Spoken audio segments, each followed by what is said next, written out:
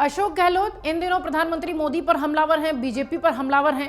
लाल किताब के निकलने के बाद, लाल डायरी की चर्चा के बाद लगातार अशोक गहलोत बीजेपी पर हमलावर दिखाई पड़ रहे हैं। इस बीच उन्होंने मुख्यमंत्री पद को लेकर बड़ी बात कही है। राजस्थान के मुख्यमंत्री अशोक गहलोत ने सीएम रेजिडेंस में ऑर्गन डोनेशन महादान अभियान और ऑर्गन ट्रांसप्लांट पर वर्चुअल कार्यक्रम का आयोजन हुआ था, जिसमें वो शामिल हुए थे।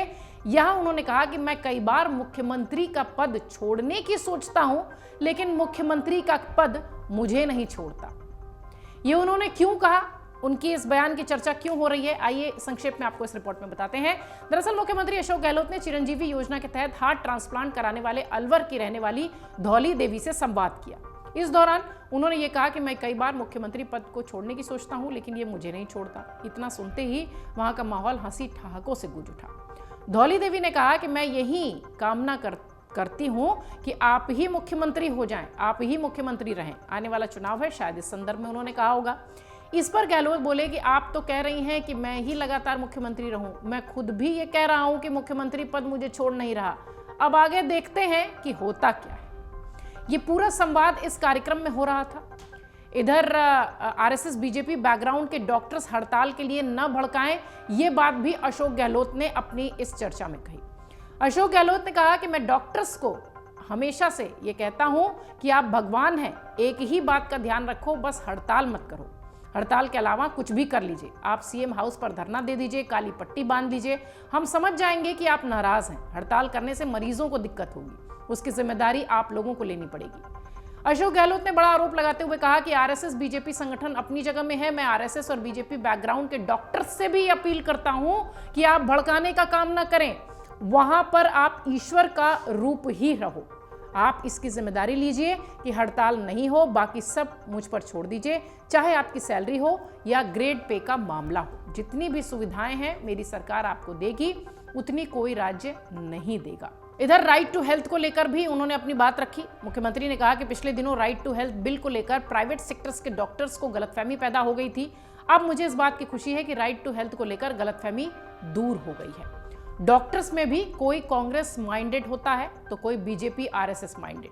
वो तमाम बातें डॉक्टर्स पद पर रहते छोड़ दो, वोट देते वक्त आप अपने हिसाब से रहना, ये सारी बातें अशोक गहलोत कह रहे हैं। अभी आपको डॉक्टर्स के प्रोफेशन के हिसाब से मानवता को देखते हुए उसे सामने रखकर काम करना चाहिए। मैंने अभी कर्मचारियों को ओपीएस दिया है, जो पूरे मानवीय दृष्टिकोण को ध्यान में रखकर दिया है। बुढ़ापे में सिक्योर लाइफ होनी चाहिए, उसी ढंग से मुझे सेवा करनी है, बाकी सब आप मुझ पर छोड़ दो। ये सारी अपील एक तरीके से कह लीजिए अशोक गहलोत कर रहे थे तमाम उन डॉक्टर्स से।